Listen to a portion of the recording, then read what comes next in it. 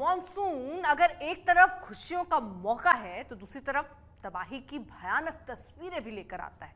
बादलों का फटना, भूस्खलन, बाढ़ जैसी प्राकृतिक आपदाएं रोज की बात हो जाती हैं। पूरे पूरे घर बह जाते हैं, सैकड़ों लोग इनसे प्रभावित होते हैं, कईयों की मौत हो जाती है, खेत डूब जाते हैं, जानवर बह जाते हैं। आज हम आपको भारत के पहाड़ी इलाकों से लेकर मैदानी इलाकों में बाढ़ बारिश से कितनी तबाही हुई उसकी सबसे खतरनाक तस्वीरें तो दिखाएंगे ही, साथ ही साथ दुनिया में मौसम ने क्या तबाही मचा रखी है ये भी आपको दिखाते हैं।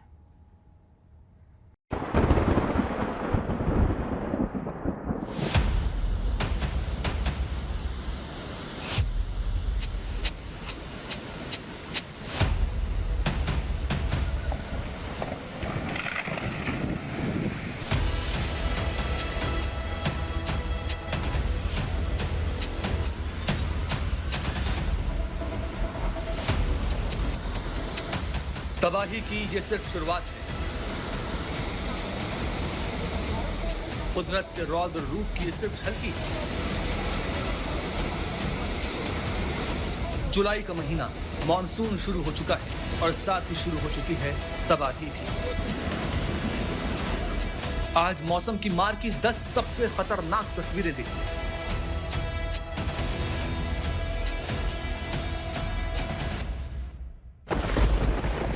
तस्वीर नंबर 1। मंडी में एक निर्माणाधीन टनल सेकेंडों में जमींदोज हो गई।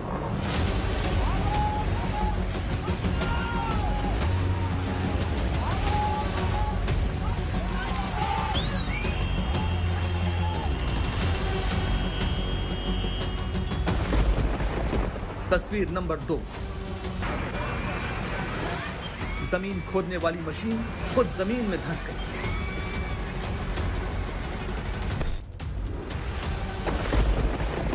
तस्वीर नंबर 3। उड़ी बारामूला पर लैंडस्लाइड ने सड़क के दोनों तरफ लोगों को फंसा दिया। तस्वीर नंबर 4। डूबते को तिनके का नहीं, देखिए डूबते को डंडे का सहारा। ये देखो दादा छलांग लगा रहे हैं। ये दादा आगे देखो, लाठियों से खींच करके लाया जा रहा है दादा को। तस्वीर नंबर 5। पानी के तेज बहाव में जबलपुर में ऑटो रिक्शा पलटा।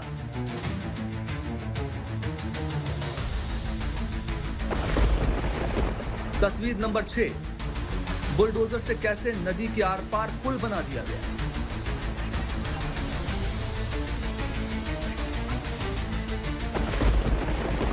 तस्वीर नंबर 7। मुसीबत कितनी भी बड़ी क्यों ना हो, जिंदगी चलती रहती है, उसकी ये तस्वीरें देखिए।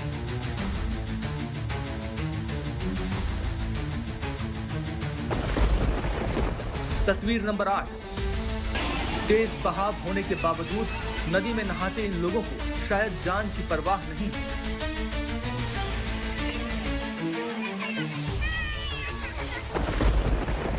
तस्वीर नंबर 9। तबाही दुनिया भर में जारी है। चीन में बाढ़ की ये तस्वीरें देखिए।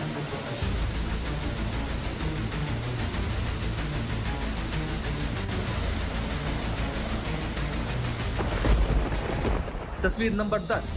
दुनिया के कई देशों में बाढ़ है तो उधर पेरिस शहर हीट वेव से परेशान है। प्रकृति जब अपने रौद्र रूप में आती है तो फिर किसी को नहीं छोड़ती है तो सिर्फ तबाही के निशान। भारी बारिश की वजह से पहाड़ों पर लोगों का जीना दुश्वार हो गया। हिमाचल प्रदेश में बादल फटने की घटनाएं हो रही हैं। भूस्खलन से लोग खौफ में हैं।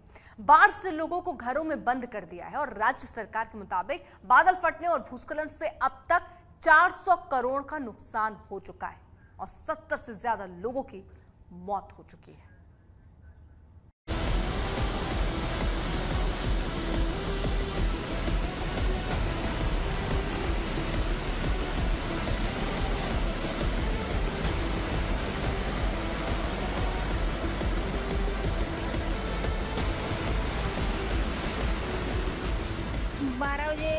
इतनी बारिश लगी कि इतनी हमने कभी देखी नहीं थी।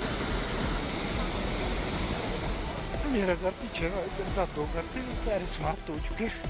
पैसा जितना हाल तक जॉब में कमाया था वो भी समाप्त हो चुका है। गहने वगैरह सोना चांदी सारा कुछ ही है, कुछ नहीं बचा है। जो कपड़े पहने हुए ही है। मालवा तो 20 फुट के करीब है सर। 20 फुट मालवा है सड़क से। गौशाला भी चले गई, हमारी गाय चले गई, बेटू चले गए। यहाँ पे कम से कम 18 घर बह चुके हैं, खंडर बन चुके हैं। हिमाचल प्रदेश में शहर शहर बारिश और बाढ़ का जोर है। आसमान से कुदरत प्रहार कर रही है। न घर बचे हैं, न सड़कें, न बाजार, जिधर देखो पानी ही पानी है, तबाही ही तबाही।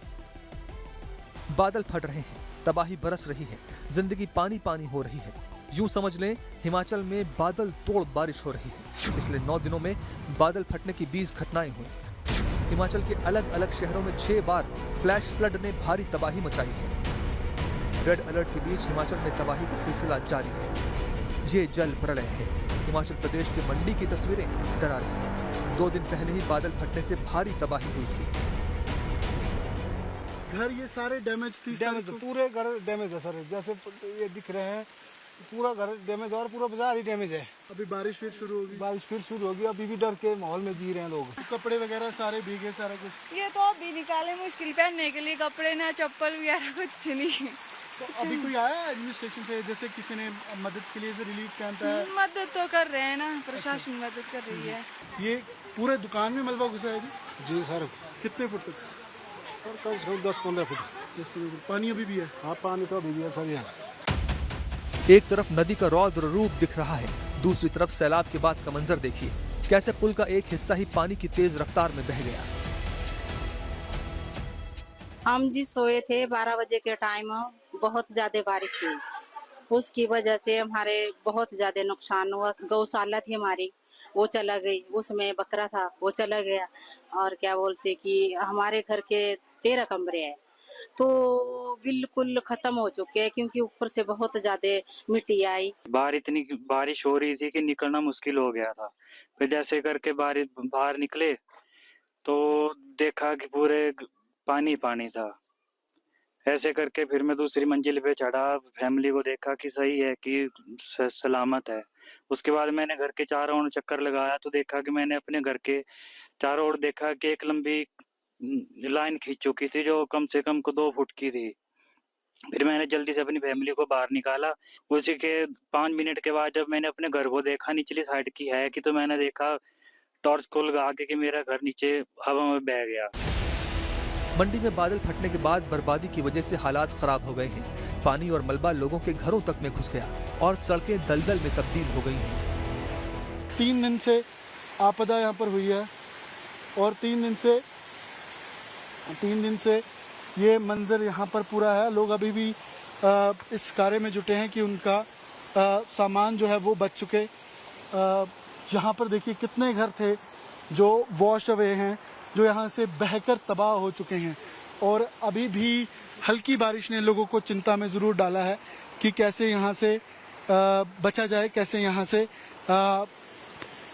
से रेस्क्यू होगा, कैसे यहाँ से फिर वो दिन जो उनके लिए अच्छे दिन थे वो कैसे लौटेंगे। क्योंकि यहाँ पर अच्छे तरीके से रह रहे थे, खा रहे थे, कमा रहे थे, लेकिन इस आपदा ने उनके लिए ये दिक्कत परेशानी पूरी खड़ी कर दी है कि लोगों के लिए घर नहीं है रहने के लिए, खाने के लिए खाना नहीं है और सराय में या फिर रिलीफ कैंप्स में अपने दिन काट रहे हैं।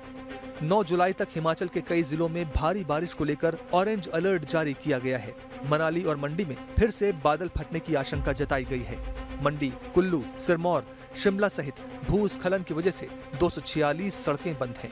बादल फटने से राज्य में 18 घर पूरी तरह तबाह हो गए हैं। 70 घरों को नुकसान पहुंचा है।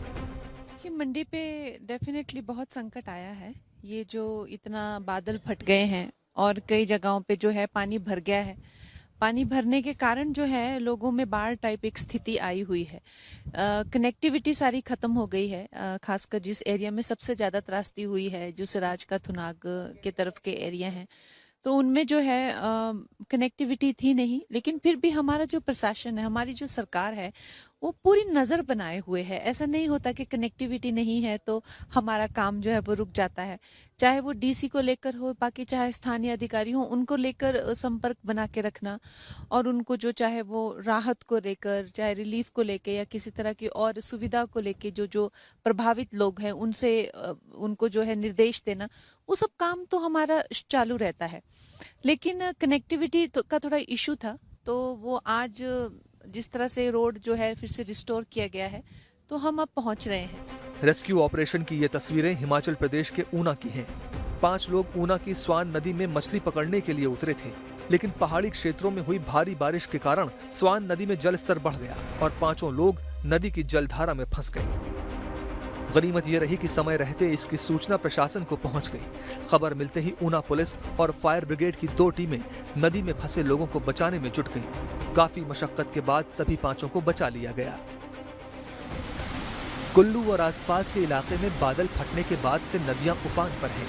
लगातार होती बारिश ने हालात और खराब कर दिए हैं।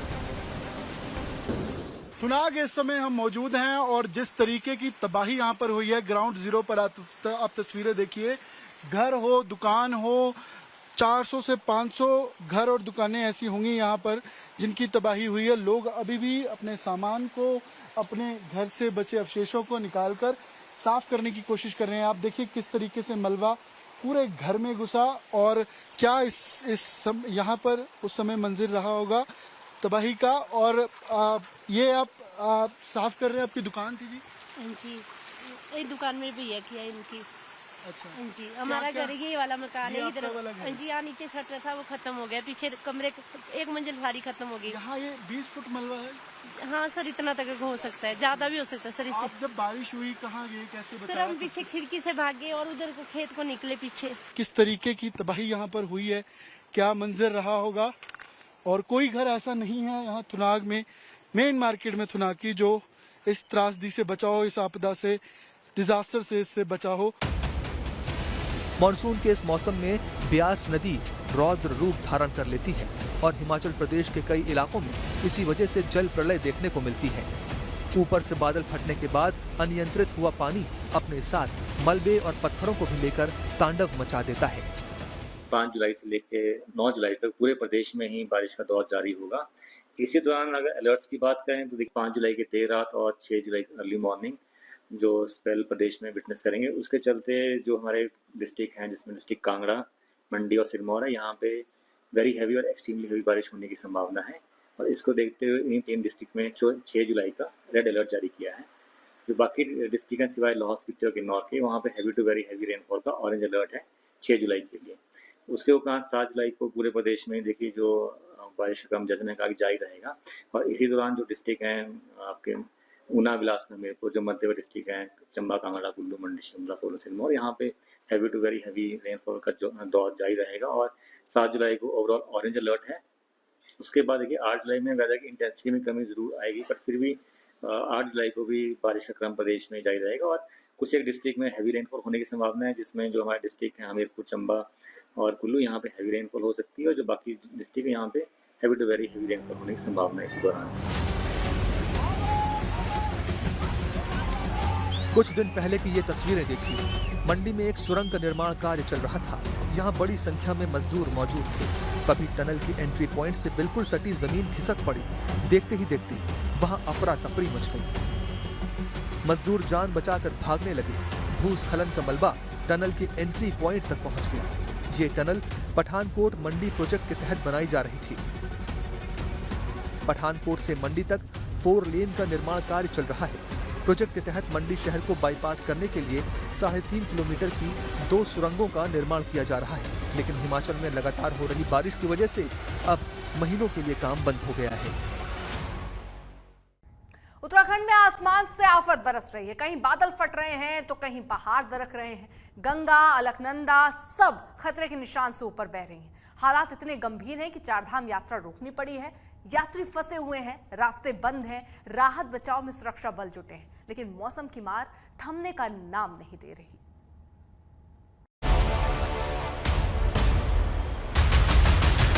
त्रिवेणी घाट पर आए हुए श्रद्धालु कृपया ध्यान दें, गंगा जी का जल स्तर बढ़ा हुआ है।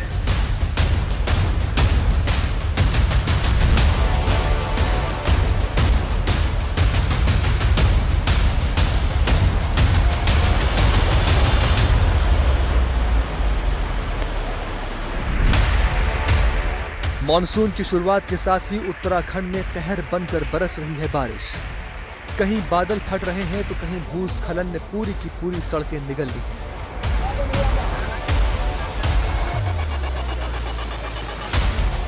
गंगा खतरे के निशान से ऊपर बह रही है। अलकनंदा और मंदाकिनी जैसी नदियां उफान पर हैं। नतीजा ये है कि गांव के गांव टापू बन रहे हैं। लगभग 15-20 दिन से लगातार बारिश से हो रही है और जगह जगह बादल फट रहे हैं और जो हमारे नाले हैं वो भी नदियों में मिलते हैं, उनमें भी जल स्तर लगातार बढ़ रहा है और उस सबसे नदी का भी जल स्तर लगातार बढ़ रहा है। चार धाम यात्रा थम गई है। भारी बारिश के कारण कई रास्ते बंद हैं, हाईवे जाम है और जगह जगह भूस्खलन की घटनाएं सामने आ रही हैं।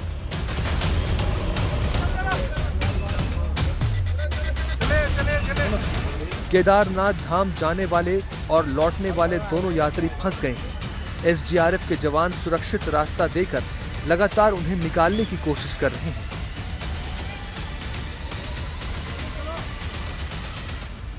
केदारनाथ की यात्रा में जा रहे हैं। अभी जस्ट आगे लैंडस्लाइड हुई है और काफ़ी यात्री फंस चुके हैं। अभी आगे जाने में देखो कितना टाइम लगता है। हमको यहाँ आधी घंटा हो गया फंसे हुए को। डर तो कोई नहीं है, जब लैंडस्लाइड होगी तब तो रुकना पड़ेगा हमको, बाकी आराम जाना पड़ेगा। मन में तो डर है लेकिन बाबा का तो आस्था है, आस्था का प्रति तो हम लोग फिर आगे बढ़ेंगे। पिथौरागढ़, रुद्रप्रयाग, उत्तरकाशी, चमोली और टिहरी जैसे जिलों में हालात बेहद गंभीर हैं। गंगा और उसकी सहायक नदियों का जलस्तर लगातार बढ़ रहा है। गांवों का संपर्क कट गया है। नदी की जलधारा से करीब 20 मीटर दूर भगवान शिव की विशाल प्रतिमा, जो रुद्रप्रयाग में अलकनंदा की पहचान है, वो इस सैलाब के साए में है। प्रतिमा के सिर का कुछ हिस्सा ही अब नजर आ रहा है। सिर्फ 48 घंटे में जलस्तर 2 फीट तक बढ़ गया है। इस समय हम रुद्रप्रयाग में मौजूद हैं। आप देख सकते हैं अलकनंदा नदी विकराल रूप धारण करके बह रही है। अलकनंदा की नहरें यहाँ पे अपने आप सब कुछ बहा ले जाने को आतुर हैं। आप देख सकते हैं कि नदी किनारे जो घाट हैं, पैदल रास्ते हैं, वो पूरी तरीके से जलमग्न हैं। कई स्थानों पर तो जो नदी किनारे के घर हैं वहाँ तक पानी पहुँच गया है। तो कहीं ना कहीं बढ़ते जल स्तर के कारण आम जनता के साथ दिक्कतें पैदा हो रही हैं और लगातार हो रही बारिश के कारण बद्रीनाथ और केदारनाथ धाम की यात्रा भी प्रभावित हो रही है। ये ताज़ा तस्वीरें रुद्रप्रयाग के प्रसिद्ध कोटेश्वर गुफा की हैं, जहां शिव गुफा के अंदर तक अलकनंदा की धारा का आक्रमण हो चुका है।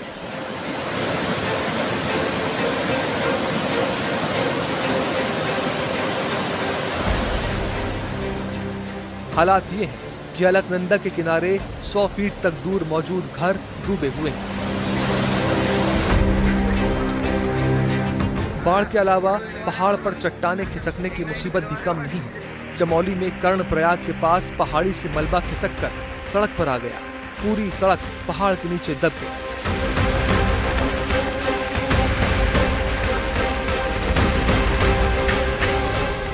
इससे 4 धाम के यात्री ऋषिकेश से दिल्ली जाने वाले या फिर ऋषिकेश से बद्रीनाथ हेमकुंड साहिब जाने वाले तीर्थ यात्री फंस गए हैं। त्रिवेणी घाट पर आए हुए श्रद्धालु कृपया ध्यान दें, गंगा जी का जल स्तर बढ़ा हुआ है। हरिद्वार और ऋषिकेश में खतरे को लेकर अनाउंसमेंट हो रहा है। जल स्तर लगातार बढ़ रहा है। जो श्रद्धालु गंगा जी में स्नान कर रहे हैं वह सुरक्षित स्थान पर बैठकर ही स्नान करें। हरिद्वार की स्थिति ऐसी है, जहां आरती हुआ करती है वो सीढ़ियां भी अब जलमग्न हैं।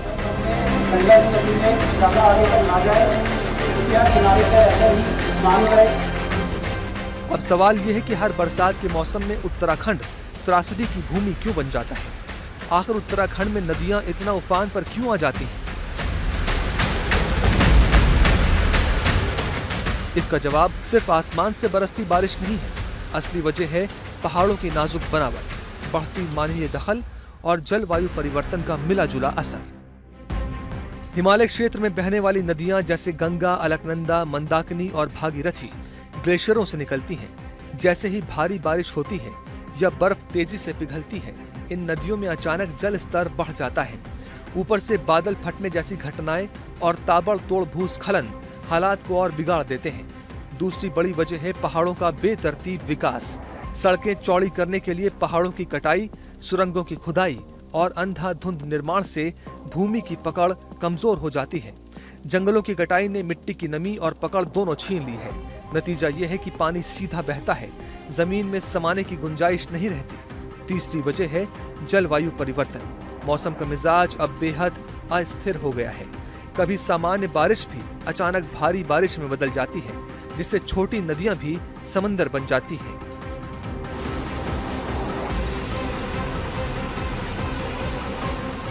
लेकिन सवाल बरकरार है, कब तक? क्या हर साल हम ऐसे ही तबाही का इंतजार करते रहेंगे? जरूरत है सावधान रहने की। वक्त है विकास और पर्यावरण के बीच संतुलन बनाने का, वरना प्रकृति हर साल हमें इसी तरह चेतावनी देती रहेगी और हम सिर्फ मलबा हटाते रह जाएंगे।